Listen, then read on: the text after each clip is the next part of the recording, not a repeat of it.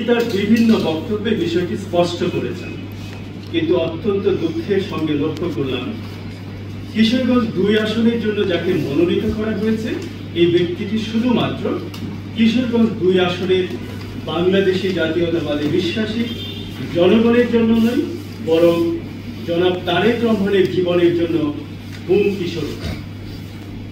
প্রিয় সাংবাদিক বন্ধুগণ, বিষয়টি স্পষ্ট করার জন্য অ্যাডভোকেট জালালউদ্দিন সাহেবের ফেসিস্ট আমলের কর্মকাণ্ড, ৫ আগস্টের পরবর্তী সময়ের কর্মকাণ্ড এবং মনোনয়ন প্রাপ্তির পরে তার কর্মকাণ্ডগুলো তুলে ধরছি।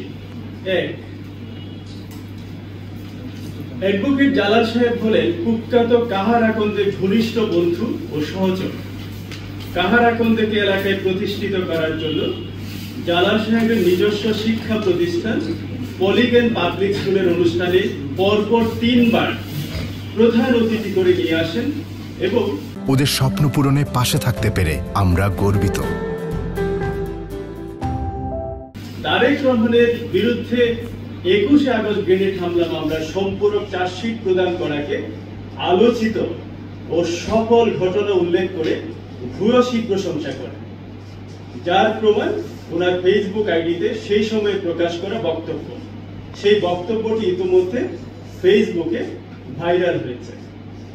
এলাকায় অপরিচিত কুখ্যাত কাহারাকন্দকে অ্যাডভোকেট জালাল সাহেব পাকুন্দিয়া এলাকায় পরিচিত করে তোলেন বিভিন্ন কর্মকাণ্ডের মাধ্যমে।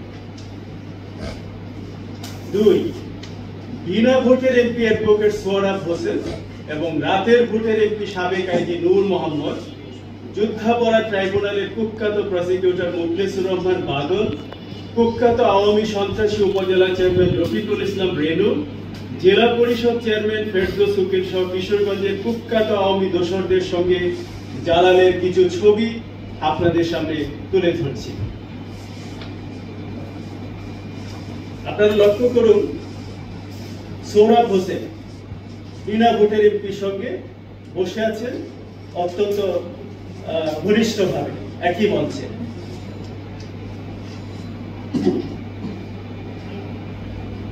আরেকটি ছবিতে দেখছেন সোহরাবের সঙ্গে বসে আছেন হাস্যজ্জ। আরেকটি ছবিতে দেখছেন নূর মোহাম্মদ সাহেবের পাশে দাঁড়িয়ে আছেন। পাশে উপজেলা আওয়ামী লীগের চেয়ারম্যান ছিলেন পাকুন্দিয়া উপজেলা পরিষদের মিস্টার রেনু, কুখ্যাত সন্ত্রাসী।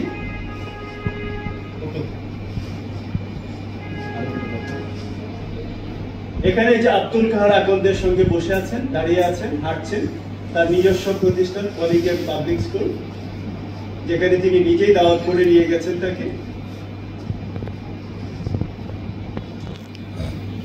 এবং এখানে আরেকটি ছবিতে দেখতে পাচ্ছেন একই মঞ্চে তারা বসে আছেন। তো আমি যে ছবিগুলো দেখালাম, আমি মিস্টার জালালউদ্দিনকে চ্যালেঞ্জ করছি, আপনার যদি সাহস থাকে আপনি চ্যালেঞ্জ করুন। এই ছবিগুলো যে মিথ্যা, এই ছবিগুলো যদি বানানো হয়ে থাকে, এডিটেড ছবি হয়ে থাকে, আপনি প্রমাণ করুন। কঠিয়াদি, পাকুন্দিয়া তথা বিএনপির কাছে আপনার কাছে আমার ওপেন চ্যালেঞ্জ।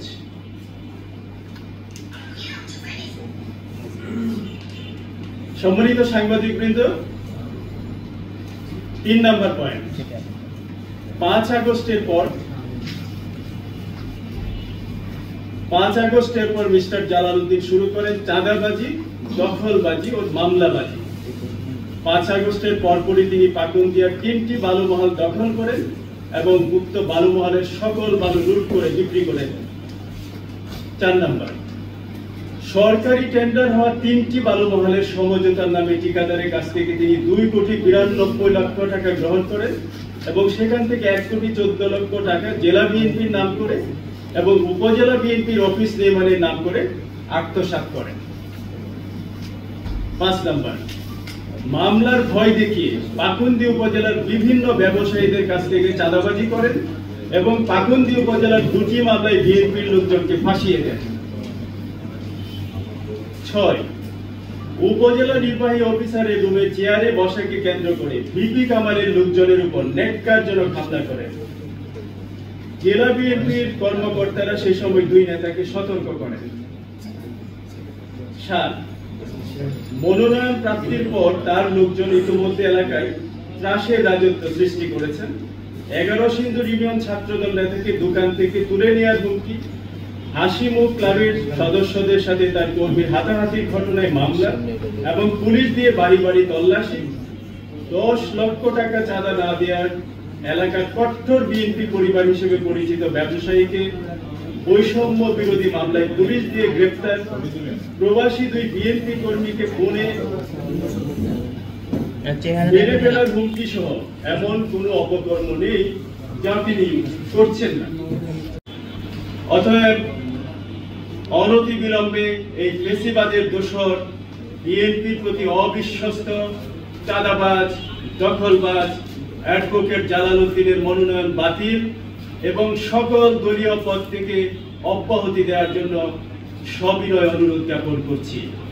পাশাপাশি ভারপ্রাপ্ত চেয়ারম্যান মহোদয়কে বলতে চাই, আমাকে মনোনয়ন দিন। কথা দিচ্ছি 2001 সালে হাতছাড়া হওয়া আসনটি বিপুল বিজয়ে পুনরুদ্ধার করে আপনাকে উপহার দেব ইনশাআল্লাহ। পরিচ্ছন্ন ভাবমূর্তির কারণে দল মত নির্বিশেষে আমি সমাজের সব স্তরের সমর্থন পাব ইনশাআল্লাহ। 31 দফার আলোকে কটিয়াদী পাকুন্দিয়াকে বাংলাদেশের মডেল রাজনীতির প্রতীক হিসেবে গড়ে তুলব ইনশাআল্লাহ। সম্মানিত সাংবাদিক বৃন্দ, পরিশেষে আমি বলতে চাই, বিএনপির প্রতিটি নেতা কর্মী, সমর্থক এবং প্রিয় এলাকাবাসীকে উদ্দেশ্য করে আমার প্রিয়তম নেতা তারেক রহমানের ভাষায় বলতে চাই, চাঁদাবাজ দুর্নীতিবাজদের বিরুদ্ধে সামাজিক প্রতিরোধ গড়ে তুলুন। সময় এখন আপনাদের।